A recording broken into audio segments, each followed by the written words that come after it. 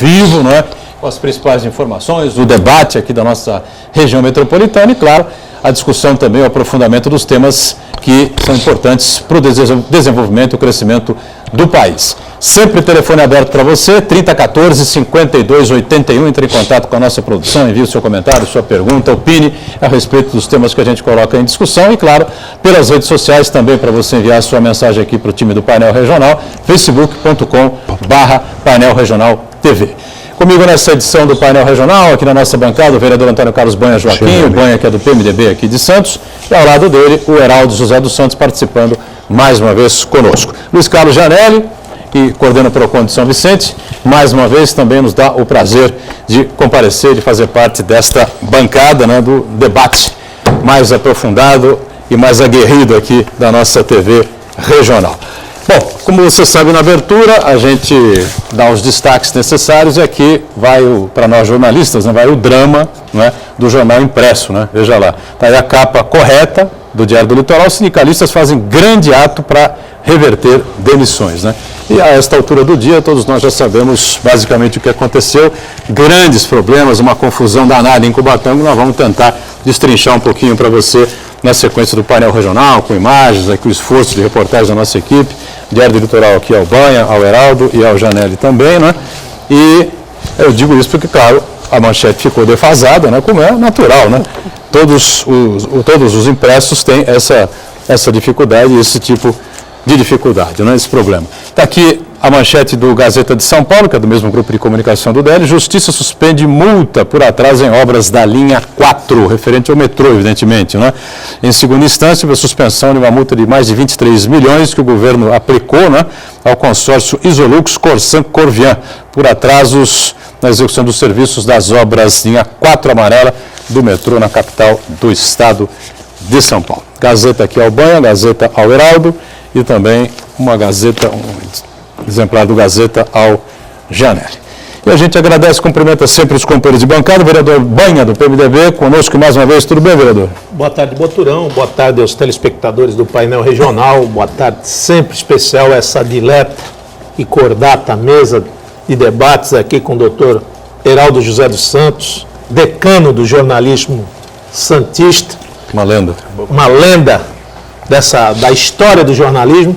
O nosso amigo e doutor Janelli, do PROCON de São Vicente, que faz um excelente trabalho em prol do consumidor vicentino, ao nosso sempre jovial Edgar Boturão, isso é um elogio, a Daniela também a nosso respeito, e eu quero saber qual é a proteção, eu vou falar aqui no programa, qual é a proteção que tem o doutor Vicente Cassione e ter uma folga no meio da semana. Foi justificada essa folga? Ele tinha, no banco de horas dele tinha excesso de horas. Como é que foi isso, do Boturão? O doutor Vicente Cassione tem um probleminha no ouvido, uma dorzinha de ouvido chata e conseguiu um horário no médico, enfim. Com certeza, sexta-feira estará aqui renovado e com toda aquela cultura geral, né, que engrandece sempre o painel regional, então, estará de volta então aqui. Então está justificado. Claro, evidentemente. Heraldo José, prazer revê-lo. Tudo bem, Heraldo? Tudo bom, Boturão? Boa tarde a você, boa tarde ao combativo vereador Banha. Banha que é mídia nacional. Eu escutando aí outro dia a Band News. No Zé Simão? Tinha lá uma Boechat e Simão. Uma brincadeira do Boechat e Simão com um dos projetos do vereador Banha. E até contraditório, né? Banha que é merenda vegetariana. Merenda vegetariana, olha só. Então, acho que vai passar de banha a pavagem, né? Olha só. Cumprimentar também o meu querido amigo aí, o doutor Janelli, vem fazendo um trabalho importantíssimo em São Vicente, despertando as consciências lá para as questões do consumidor, uma proteção realmente para o consumidor. A Daniela, né, sempre abrilhantando as tardes aqui do Painel Regional. Muito bem, Luiz Carlos Janelli, prazer também revê-lo. Tudo bem, Janelli? Prazer, Boturão. É um prazer estar no programa, é um prazer falar para os telespectadores deste programa.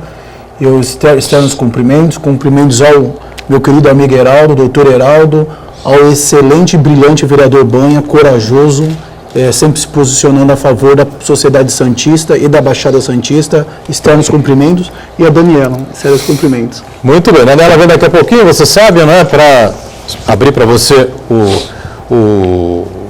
os nossos convidados, né, e confirmar o telefone e também nosso espaço pelas redes sociais. Estamos sempre online pelo site da TV Santa Cecília, o Santa Portal. Clique no ícone painel regional e acompanhe a gente em tempo real. E depois do programa encerrado, você vai ver no YouTube os trechos que julgar mais interessantes ou o programa por inteiro, né? Ela está sempre atenta, sempre conosco, atenta à sua participação e à nossa equipe de produção.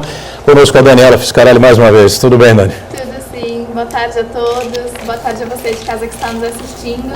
Nosso Facebook está aberto já esperando a sua participação. Envie dúvidas, sugestões, críticas. A nossa bancada do painel regional é democrática. E a produção também está te esperando através do telefone 3014 5281. Daniela Fiscarelli foi com a equipe do painel regional acompanhar a manifestação de vários sindicatos ligados a várias centrais sindicais em Cubatão, nas proximidades ali da Uzi Minas, por causa de todo esse problema que envolve o encerramento da produção de aço aqui na Uzi Minas Cubatão, não é? 4 mil, 5 mil, 6 mil demissões, 8 mil empregos diretos e indiretos, a gente não sabe nem quanto isso vai representar aqui para a economia das cidades da nossa região metropolitana. Infelizmente aconteceu um tumulto danado, gás lacrimogêneo, corre-corre, gente presa, enfim. A equipe esteve lá e temos um VT pronto, não é, Dani? Isso mesmo, nós estivemos lá em Cubatão acompanhando o protesto e conversamos com alguns manifestantes e também com a prefeita Márcia Rosa. Acompanha na matéria. É uma manifestação de luta a favor da dignidade, do direito ao emprego de milhares de trabalhadores. O direito da gente continuar tendo uma cidade. Perder a Uzi Minas significa perder tantas outras empresas do lado, milhares de trabalhadores e a destruição da cidade que construiu o polo petroquímico para que o Brasil crescesse e fosse o que é hoje uma grande potência. Está entre as 10 maiores economias do mundo. Então essa região, ela foi a região onde o país começou. Pedro Álvares Cabral descobriu o Brasil na Bahia e veio começar a história aqui. Aqui começou a história do Brasil. A cidade pode fechar caso isso aconteça? É claro que a cidade, ela depende do polo petroquímico. Ela não é uma cidade turística, ela não é uma cidade que tem um comércio pujante, porque ela é vizinha de todas as cidades que tem shoppings, que tem um comércio forte. Portanto, você não tem como competir com shoppings e outras estruturas de mercado. Portanto, nós vivemos da indústria. Se a indústria fecha, a indústria demite, isso significa que a dependência, que já é grande da população em relação ao poder público, aumenta e a cidade não aguenta, ou seja, não tem recurso, e aí isso significa demissão, inclusive de funcionários públicos. Essa manifestação, na nossa visão, ela é válida, né? A gente tem falado, tanto na Câmara de Vereadores, aí a preocupação do fechamento, né, da Uzi Minas aí, a Câmara já se posicionou favoravelmente, na verdade já criamos até a comissão especial de vereadores com os 11, né, que compõem o Poder Legislativo, e a nossa intenção é somar, né, a gente vai estar reivindicando, não podemos aceitar a maneira, na verdade, que foi imposta essas demissões aí, então são pais e mães de famílias que estão assustados e vai ser um grande prejuízo para a nossa cidade. Então, nós, o Poder Legislativo, está unido para que isso não aconteça, não vamos medir esforços aí para deixar acontecer o pior, e a nossa ideia é essa, é lutar pelo não fechamento e pela não demissão. A questão do protesto, tudo é válido, né? Porque é aquela versão, se você não vir para a rua não gritar, ninguém vai te ouvir. Então esse já é o princípio da coisa. E a gente estamos tentando aí, fazendo o impossível para evitar essa demanda que a Uzi Minas anunciou. Que hoje, pela situação que assola o país, então, o desemprego está grande. E na nossa cidade não é diferente, né? Então aqui não só vai afetar a cidade de Cubatão, que é o polo industrial, mas vai afetar toda a região da Baixada Santista. Bom, sobre o protesto, eu acho que a manifestação, o que é a manifestação dos trabalhadores, dos sindicalistas? Nós queremos diálogo. Diálogo. E a única coisa que nós não temos é isso. Nem com os Minas, nem com o governo do Estado, Polícia Militar, de uma forma arbitrária. Não agrediu a nós sindicalistas, agrediu os trabalhadores que queriam participar de uma assembleia. Nós estamos num processo de convencimento para que eles participassem, e aí entra quem quer, ninguém vai impedir ninguém. De repente a Polícia Militar entra, impede os trabalhadores de descerem dos ônibus e começa a jogar bomba, mas não jogou em nós, sindicalistas, jogou nos trabalhadores com o objetivo objetivo explícito de acabar com a Assembleia. Então é muito preocupante quando a gente vê essa contaminação entre o privado e o público. Porque, veja, aquele verdadeiro exército de policiais a serviço de uma entidade privada, de uma iniciativa privada, é uma coisa que faz muito mal para nós. E somos nós que estamos pagando para apanhar a polícia. Eu gosto muito da polícia, eu tenho orgulho da nossa polícia militar, mas para fazer o serviço dela de segurança pública, não para agredir o povo. Muito bem, aí o Herbert Passos fecha o nosso VT, a matéria da equipe do painel regional. A Daniela esteve lá conversando com esse pessoal todo, né? Falando exatamente da atuação da polícia. A gente conseguiu 2 fotos aí via internet, infelizmente não temos vídeo, né, sobre isso. Se puder soltar aí, o Gustavo, aniversariante do dia, essa foto aí já é do gás lacrimogênio, disparado pelos policiais da Polícia Militar. Você vê ao fundo fumaça, aí a viatura da PM, enfim, né? Afastando os grevistas, os sindicalistas, enfim. E aí, momento em que a movimentação começava mais efetivamente ali nas proximidades da Uzi Minas, aí você vê a cavalaria da PM também afastando o pessoal da entrada, enfim. Há muita discórdia, muita discordância, muita crítica em relação à atuação da Polícia Militar, viu, Banha, Janelli e Heraldo, porque, evidentemente, que a entrada, o acesso a Uzi Minas estava fechado, tinha gente chegando, os ônibus chegando com trabalhadores para adentrar aí a empresa e ir para os seus respectivos postos de trabalho, né? E nesse momento é que a PM agiu mais firme, com mais firmeza, com mais rigor, né? E, inclusive, há uma denúncia aí de uma pessoa ligada à Intersindical que estaria filmando, né, todo o movimento. E, inexplicavelmente, segundo a gente sabe, até agora não tem mais informações sobre isso, né? Por que isso ocorreu? Teve o filme da sua câmera apagado por um policial militar. Uma violência, né, que a gente não pode concordar. Muitas pessoas tiveram problemas com o gás lacrimogênio, né? O gás foi jogado a uma distância muito curta da população, segundo a gente obteve informações. Inclusive jornalistas passaram mal, tiveram problemas aí por causa do gás lacrimogênio, o gás de pimenta, né, que vem no olho da pessoa e demora, né, para a coisa passar. Enfim, está aí o quadro originado, tudo que a gente já discutiu aqui, a gente já debateu aqui, da decisão da direção da Uzi Minas de não fabricar mais aço em Cubatão. Caso de polícia é o empréstimo vergonhoso, indecoroso e das jogadas na calada da noite, onde Cozipa se transforma em Uzi Minas, que ao mesmo tempo abre seu capital de ações, que por sua vez traz a Tequinte, uma firma que tem origem argentina e italiana, e se junta com a Nippon Steel, essa mesma Nippon Steel japonesa, que queria comprar há 30 anos atrás a Cozipa. E naquela oportunidade, passado Plínio Asman, e já com o doutor Tambasco, se assim não me falha a memória, fez uma proposta indecorosa. Compro a Cozipa, com tudo, com o ônus e com o bônus, mas só me interessa a fábrica de oxigênio e o porto da Cozipa. Parece, doutorão, que está chegando ao seu intento.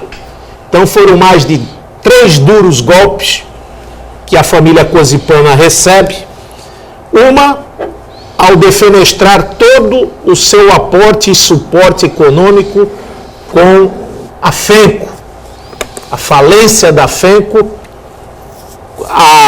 as demissões em massa desde a oportunidade, com o discurso de melhorar, dizendo que a Cozipa naquela oportunidade tinha um regime paternalista, tinha mais de 30 mil funcionários diretos e indiretos, e que ia enxugar o quadro, meu amigo Janelli, doutor Heraldo, para que tenha maior competitividade e a valorizar os bons profissionais, e que ia estender a sua unidade de lingotamento contínuo, e com dinheiro do BNDES, e a agregar valores ao aço, já naquela oportunidade com um custo muito baixo e a competitividade mundial já batendo as portas, ou melhor, a água batendo na cintura da Cozipa, e então pegaram esse dinheiro com o mote de gerenciamento ou melhorar, principalmente, o mercado interno, o mercado externo,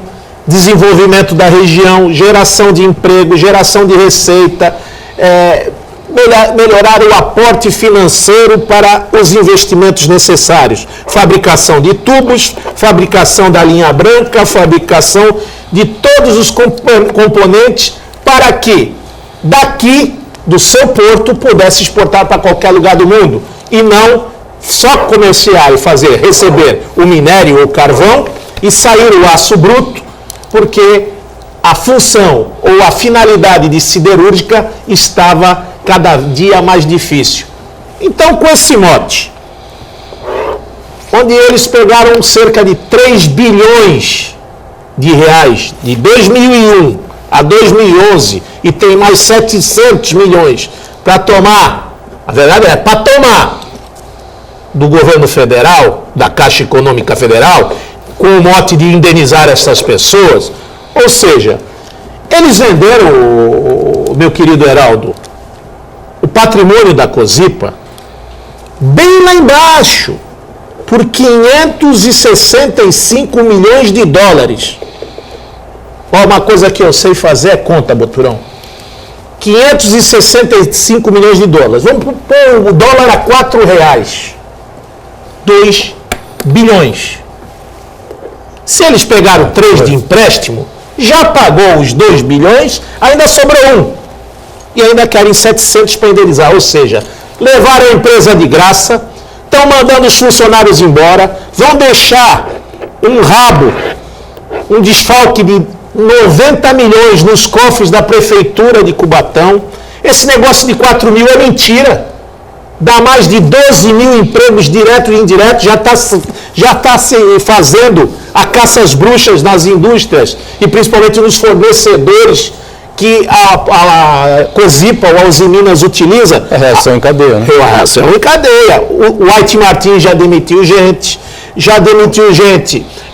os fornecedores de gás, da Ultragás, da Liquigás, dos fornecedores de equipamentos de IPIs, já foram demitidos.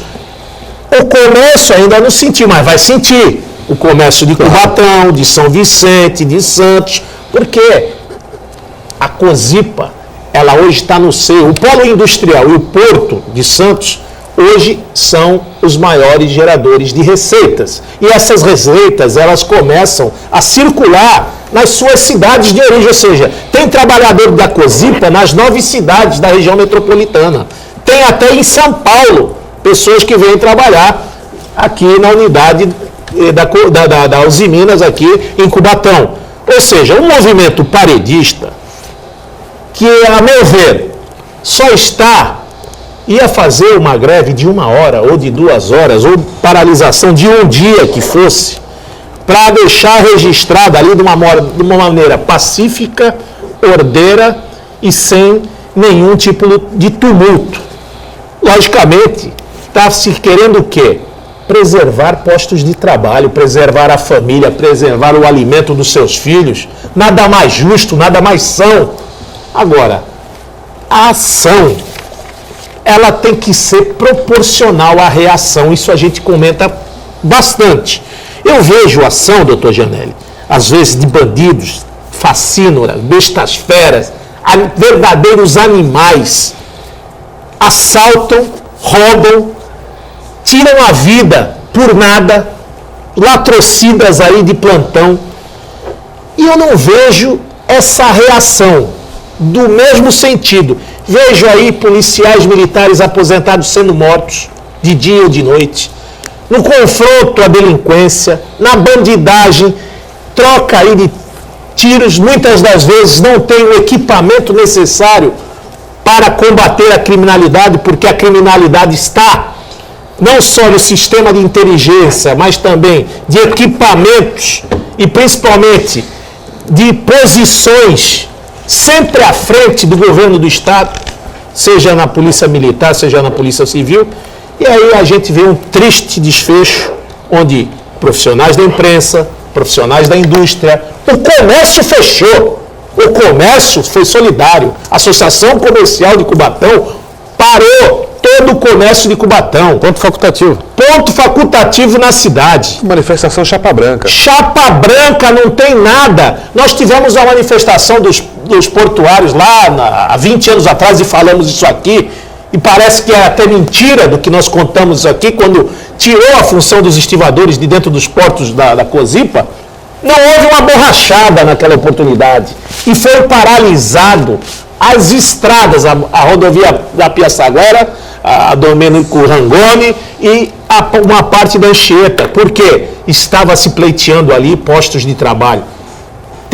Quem está no comando tem que ter a clareza, tem que ter a sensibilidade, tem que ter o bom senso, ter a interlocução necessária com os comandos de greve, para que não haja essa desigualdade de relações. A gente está vendo aí bombas de gás lacrimogêneo, borracha, cachorro, cavalaria. Para que isso? Para cima do trabalhador que está massacrado, que está vilipendiado do seu direito maior de ganhar o pão com o suor do seu rosto.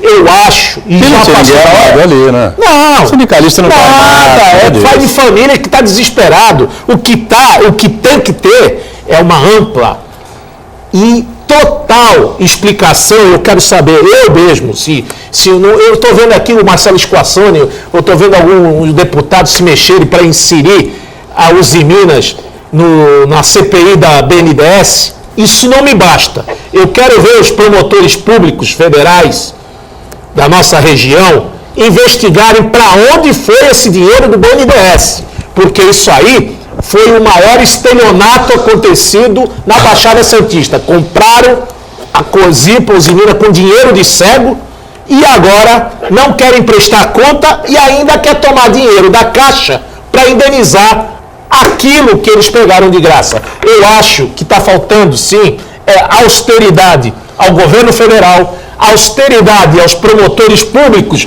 para saber aonde está o dinheiro do povo, que esse dinheiro do BNDES é do Fundo de Amparo do Trabalhador, que vai servir agora, Heraldo, para capar o pescoço de 4 mil trabalhadores e alijar 15 mil trabalhadores, mais os serviços que vão ter que ser prestados pelo serviço, não só do Estado, do município, o que tange com saúde, educação, porque o dinheiro vai ficar bem escasso na nossa região e o dinheiro não circulando, a falência e o caos estão instalados. Vamos para um rápido intervalo, daqui a pouquinho eu quero ver o Janelli também, o Heraldo, a respeito desse assunto ainda, né, que está pegando o dia hoje, claro, todas as informações do noticiário em cima desse episódio complicadíssimo que aconteceu lá na porta da Uzi Minas, né? E registrando aqui, com prazer, né, o aniversário do nosso Gustavo Cury, 35 aninhos, né, que é o pulmão aqui da equipe, todo o nosso brilhante time aqui de produção do Painel Regional. Abraço, Gustavo, felicidades. Vamos para o intervalo, voltamos já já. Muito bem, de volta aqui o Painel Regional, conosco o vereador Banha do PMDB, está com o Heraldo José também, Janelli participando, já mais participações, telespectadores aí que estão ligando, interessados nesse assunto importante que é essas 4 mil demissões aí por parte da Uzi Minas, que vai encerrar, né, a produção de aço aqui em Cubatão, né? Nós vimos aí o VT com toda essa situação complicada que ocorreu por lá nesta manhã de quarta-feira. O Banha já deu a sua opinião, a sua posição. Heraldo, complementar alguma coisa com relação a isso? Nós estamos descontentes com a atuação ainda, não estamos convencidos com o que a PM fez lá, né? O ponto negativo ficou por conta da Polícia Militar, e o que parece é que o governador não gosta da região, ele muito bem poderia ter alertado os seus comandados aqui na região. Agora, fica difícil isso, viu, vereador Banha, porque nós temos informações também de que o comandante da PM aqui veio para cá por castigo, não gosta da região. É o que a gente sempre debate. Aí fica difícil qualquer política de segurança pública. É uma manifestação que vem sendo anunciada aí pelos sindicalistas, pela prefeita de Cubatão, pelos vereadores, por vários organismos, a Fiesp, né? O Centro das Indústrias, quer dizer, todo mundo. Então vem a PM e faz um papel desse. Será que o governo do Estado ou os comandantes das PMs não percebem a gravidade da situação? Parando a produção de uma indústria, diminui-se a arrecadação, são pessoas desempregadas, aumentam-se os problemas sociais que afetam a própria Polícia Militar. Será que eles não têm essa noção? Não têm esse alcance da dimensão do problema? Agora, quem está negociando também, eu acho que agora deve procurar o novo controlador da Uzi Minas, que é o senhor Lírio Parisotto, né? Um bilionário gaúcho, o 29º homem mais rico do Brasil, que acabou assumindo o controle da Uzi Minas, superando esses dois grupos lá, o Nippon japonês e aquele ítalo argentino, Ternium. Numa jogada aí de mestre, esse bilionário aí, o seu Lírio, que é gaúcho, ele arrematou as ações da BTG, né? Que estão em baixa também, elas já chegaram a valer R$ 42,00 em 2008, hoje valem R$ 4,80, não mais que isso. Ele arrematou todas essas ações e hoje é o controlador. Dizendo que é um mandato tampão, mas é um bom momento para procurar esse cidadão e saber escutar. O senhor vai mesmo paralisar a produção do aço lá? Não tem uma outra alternativa? Dividir? Porque Ipatinga continua produzindo normalmente, né? Com o alto forno no volume máximo lá. E agora aqui vai parar? E você disse uma coisa interessante, o governo do estado, ele quando acerta uma, ele erra três, principalmente no que diz com que tange a segurança pública. Acerta quando coloca um delegado regional que passou por todas as funções e carreiras, que é o caso do nosso amigo Gaetano Virgini, passou de agente, investigador, delegado e hoje delegado regional, e erra quando dá o comando de 29 cidades a um verdadeiro estranho. A região não conhece nem o habitat onde mora, não conhece o habitat porque não mora aqui. É um prêmio de consolação, como dizem aí os cardeais da Polícia Militar, quando a pessoa não atinge e não quer dirigir determinado batalhão, parece que a baixada, quando o cidadão vem de fora, é castigo. E, logicamente, quem não trabalha com um sorriso no rosto não vai produzir nunca, vai estar sempre insatisfeito. E aqui a função da Polícia Militar é uma função nobre, é o para-choque, é o freio e contrapeso de qualquer que seja o problema, o desiderato, a causa. O que a gente quer é que seja atuante, que tenha, no caso, como nós vimos no passado, Santos foi considerada a Moscou. A Moscou brasileira, movimentos paredistas tínhamos quase que diuturnamente e sempre contemporizados pelos dirigentes da gloriosa Polícia Militar. Uma época muito mais dura. Muito mais dura. Então teve uma época de chumbo. Época de chumbo. Então temos evolução, temos tecnologia, está faltando negociador, está faltando paciência, as pessoas têm que estar voltadas ao seu trabalho. Compromisso, né? Compromisso com a cidade e região, porque se não tem nada a oferecer, você oferece o quê? Autoestima ao funcionário, ao servidor, você vai tratar com elegância aquele que está chorando, que está perdendo seu emprego, você vai acalmar, você vai trazer à tona o problema de uma maneira ordenada, de uma maneira pacífica, mansa, não precisa tiroteio, não precisa bala. Eu acho que precisa sim, um pouco mais de equilíbrio.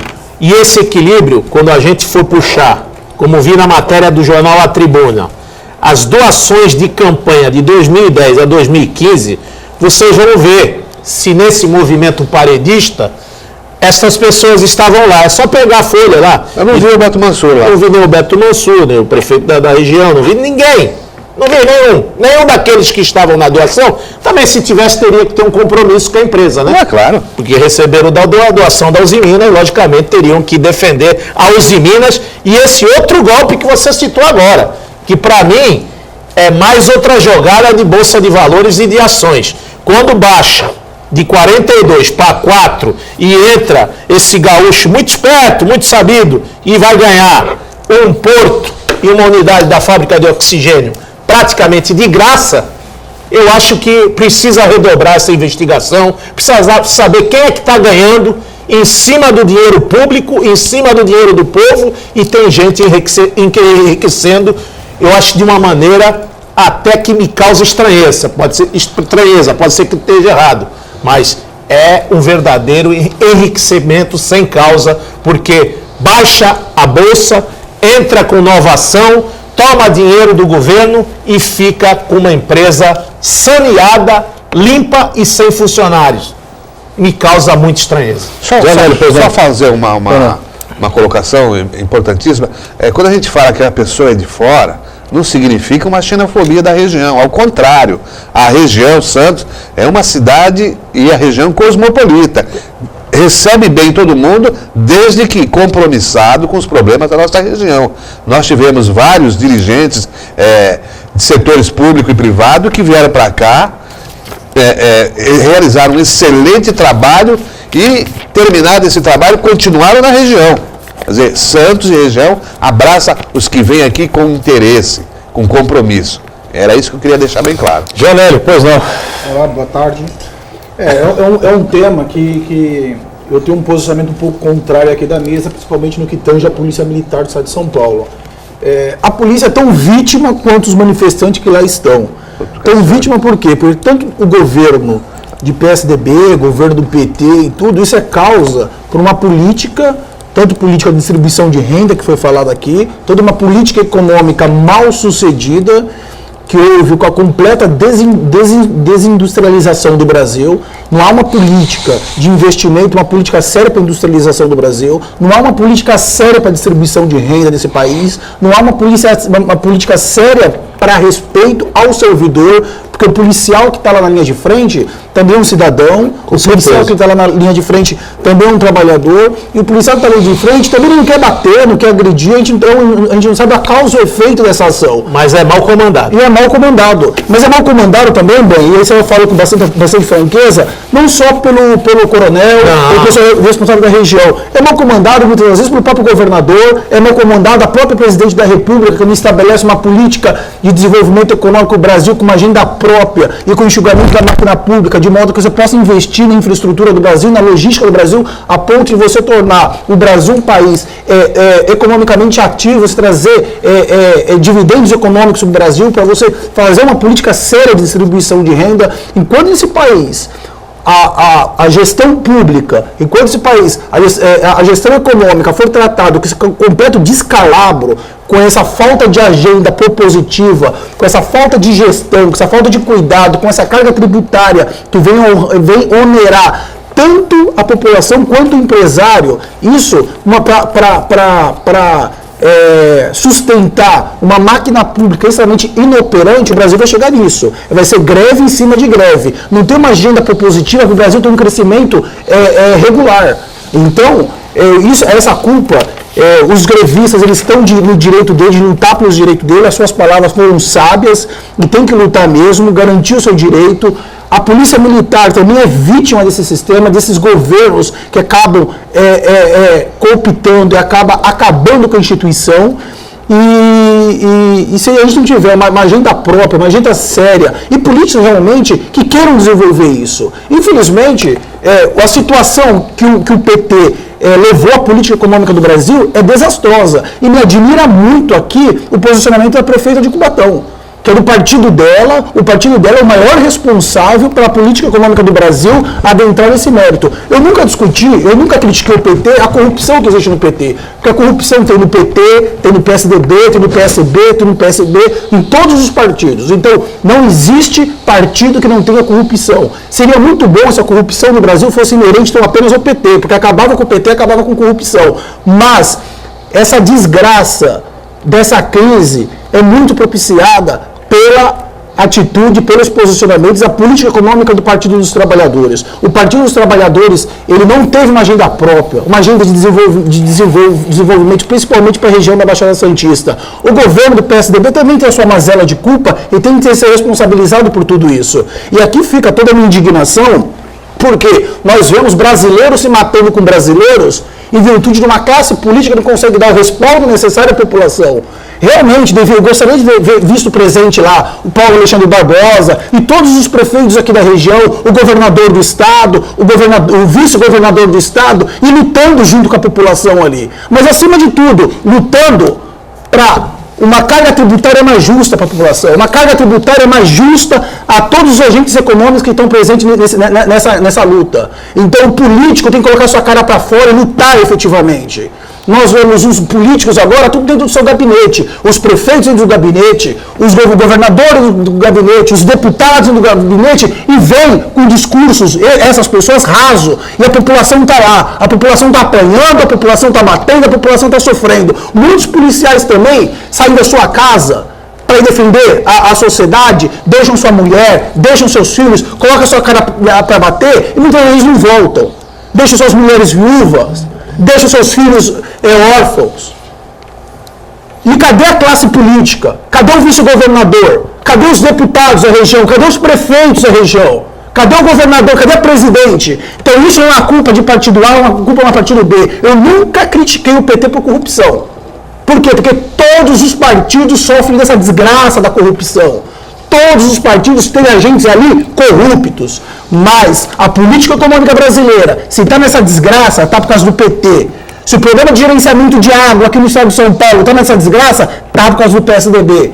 Porque foi avisado há muito tempo antes do problema que ocorreu aqui em São Paulo. Então a classe política tem que sair dentro do seu gabinete, colocar a cara para fora e realmente assumir responsabilidade com a sociedade. A classe política, se não vê isso, se não vê assumir responsabilidade com a sociedade, cadê um pacto federativo justo, de modo que você venha atender todos os estados brasileiros de uma maneira igualitária, venha atender a população a uma desoneração do produto, a fim de que a população possa vir comprar de uma maneira mais correta? Então, cadê essa classe política que não se apresenta e não vem aqui ajudar a população? O povo brasileiro está apanhando. O povo brasileiro está sofrendo. O policial que está ali fardado também é um ser humano. Se for para a rua, vai apanhar na polícia. Entendeu? Desculpa até o exagero.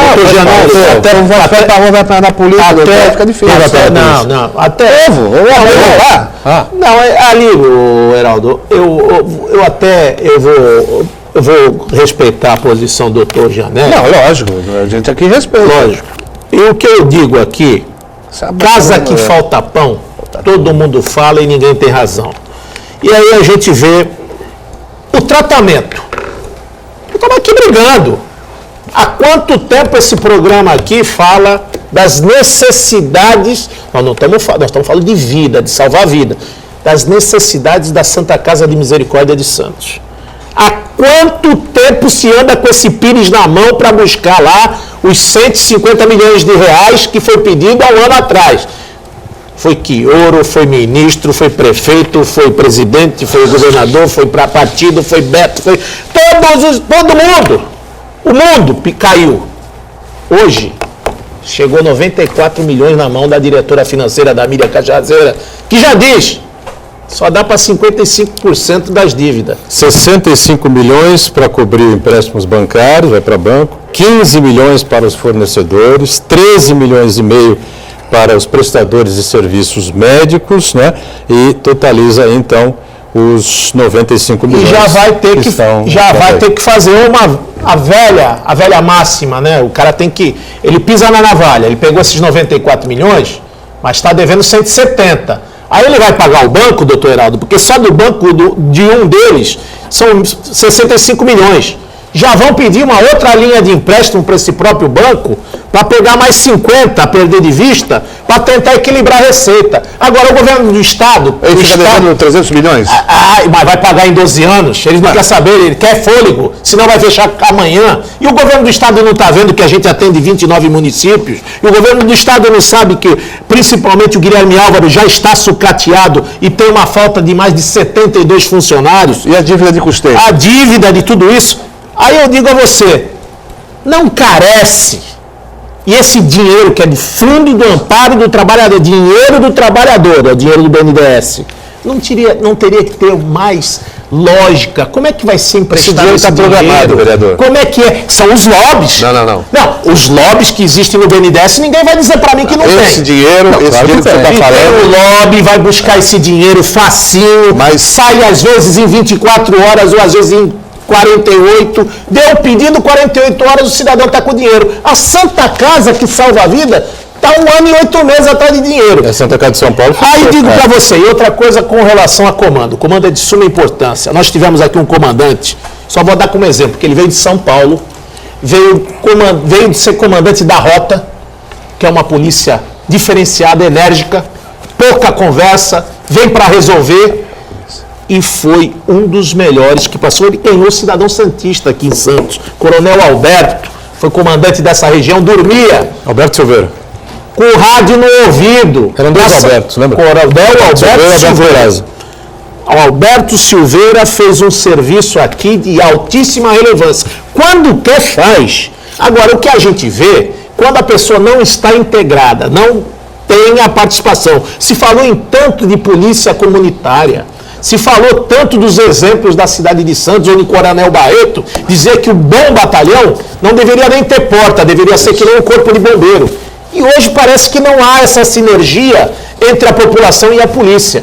Porque eu lhe digo, sempre falo nesse balcão, eu não vejo a cidade e região sem a figura da Santa Casa e da gloriosa Polícia Militar, porque confio, acredito, entrego a minha vida, se preciso for, nas mãos da Polícia Militar, mas que com certeza, com o secretário desse de Segurança Pública, com os comandos apadrinhados e políticos que são instalados nos 4 cantos do estado de São Paulo e a falta de compromisso, está muito difícil para o policial militar trabalhar, desenvolver as suas funções e, principalmente, salvaguardar o que tem de mais importante, a sua própria vida, porque ninguém dá segurança se não tem segurança. Um rápido intervalo e a gente volta na sequência com a sua participação aqui no Painel Regional, em instantes. Muito bem, Painel Regional volta. Claro que o assunto em pauta é realmente o problema que acontece em Cubatão, que aflige a toda a região metropolitana, com o fechamento, não é,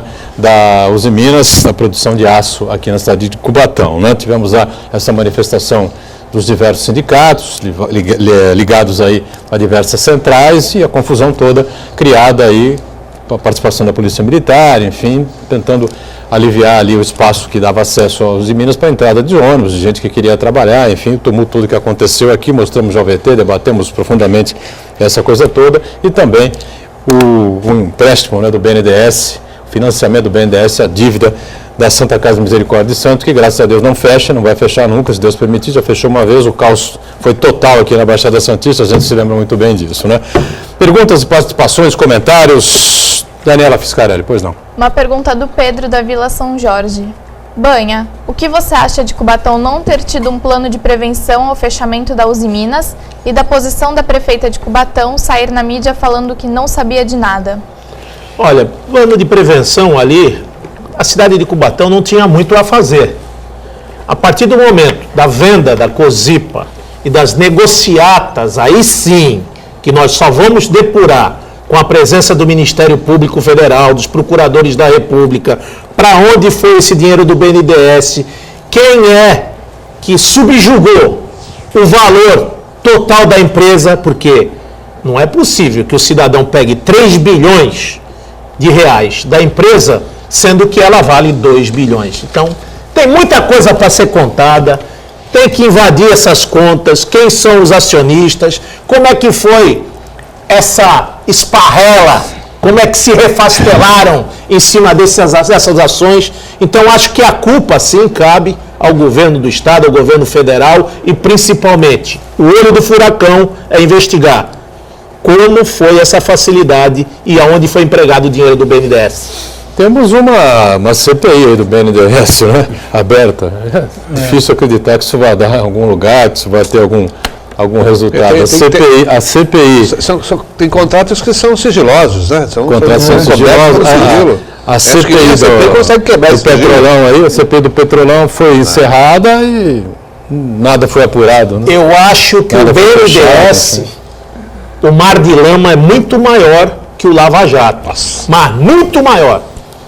É só ter vontade política e, principalmente, acho que vão ter que ter mais uns 5 Sérgio Moro para tentar ver o que aconteceu no BNDES. Porque um só não vai dar conta. Daniela, pois não. Pergunta do Cosme da Areia Branca. Por que os sindicalistas não vão em cima do governo federal, que através do BNDES emprestou dinheiro a Usiminas para mandar um monte de trabalhadores embora? Não adianta fazer essa demagogia para enganar trabalhadores.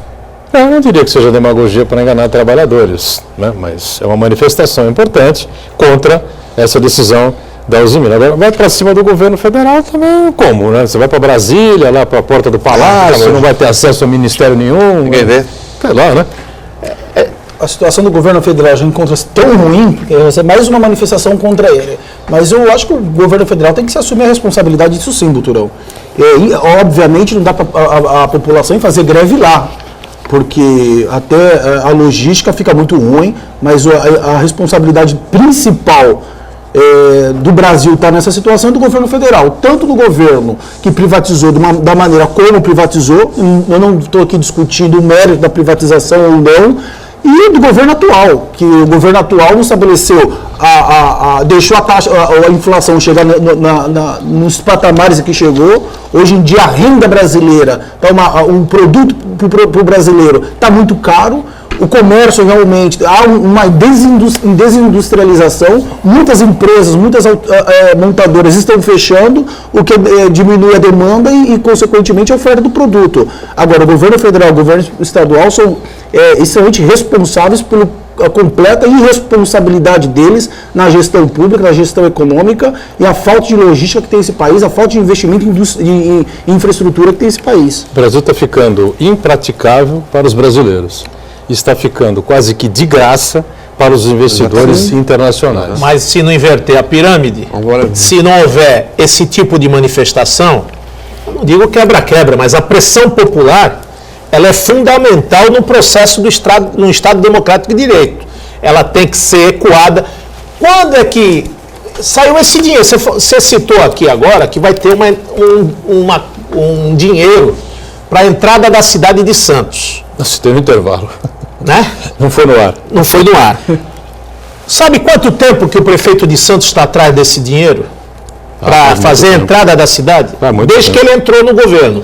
Mas nós tivemos a crise, vereador. Não, tudo bem, tem crise, mas tem prioridade. Claro. É o maior porto da América Latina. Mas esse dinheiro... Mas por que veio o dinheiro? Não é porque o prefeito foi lá e conseguiu convencer, os deputados foram lá e foram conseguir. Foi quando parou toda a Anchieta, imigrantes, e que viu-se o gargalo, e que houve a manifestação e caiu lá em Brasília, falou assim, estourou o Porto de Santos, parou, não entra mais caminhões.